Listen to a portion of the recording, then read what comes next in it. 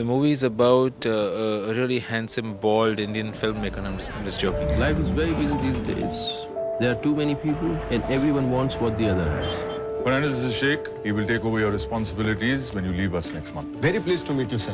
It's centered around the Lunchbox delivery system in Bombay.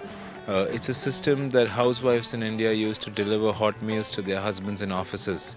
So the Lunchbox delivery men pick up the lunch from the housewives at homes, deliver it to the husbands in the offices, and then deliver the empty lunchbox back in the afternoon.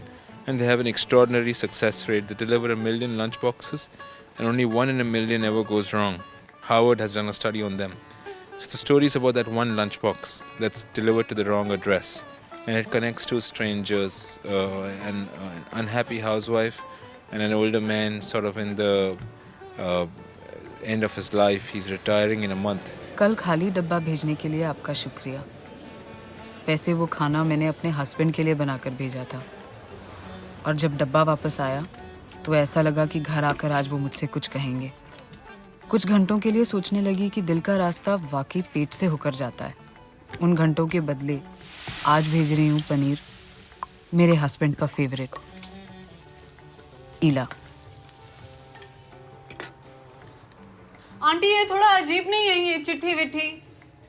इला thank you तो बनता है ना। तो ये राजीव को चला गया तो? हाँ तो अच्छा है ना। कल राजू ने किसी और का खाना खाया और उसे पता भी नहीं चला। आज तो उसे पता चले।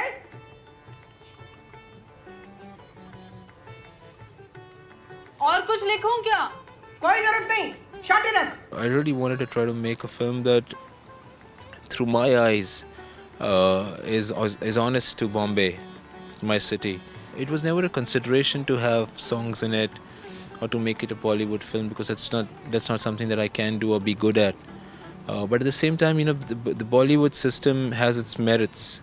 It's really captured the imagination of 1 billion people, because it provides them with invaluable services, like escape for one.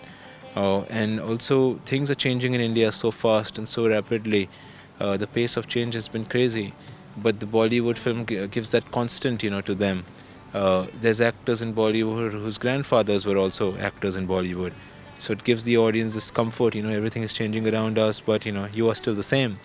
Your father was entertaining us and your grandfather was entertaining us, and then you are entertaining us.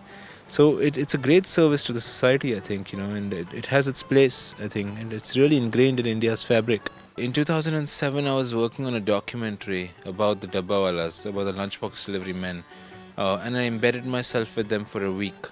So during that week, I was with them without a camera, just me, just going on all their rounds with them, picking up lunchboxes, delivering them, having lunch with them, delivering the empty lunchbox back in the afternoon. And then over that week, we became friends.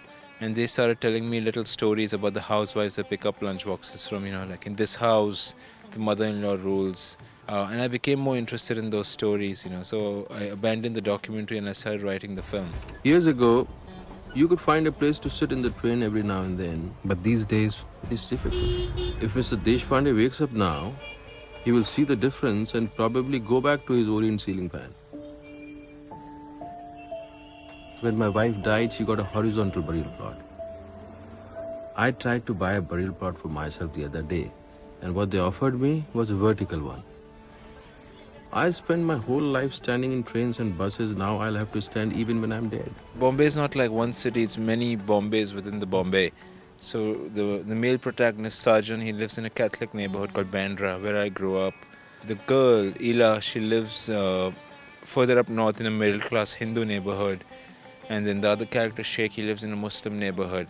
But we use a lot of English, it's very colloquial for us to switch between English and Hindi, and especially middle-class India, One of the challenges for me while making the movie, what I thought would be a challenge was that the script, the film was a lot like the script was a lot like a novel, and a lot of people who read it was like, oh, how are you going to film this? All these long letters, when the characters are very old-fashioned, and the only way they can communicate is through these letters, even though they're not happy with the times they live in. They would have been very happy in the 70s and the 80s. They talk about the old TV shows, they make these old school dishes that the grandmothers used to cook. it was important that they communicate with letters, but that doesn't lend itself to film, you know. So for me, it was very important to make this as visual as possible. But then at one point, I realized that the film really needs to play out on these wonderful actors' faces, you know. We need to be close to them, seeing them experience these letters, seeing them, you know, see these letters through their eyes, you know. So I think that what I was thinking would be a big challenge turned out to be not a big challenge. मेरे husband का affair चल रहा है। Dear love, things are never as bad as they seem. मुझे लगता है अब हमें मिले।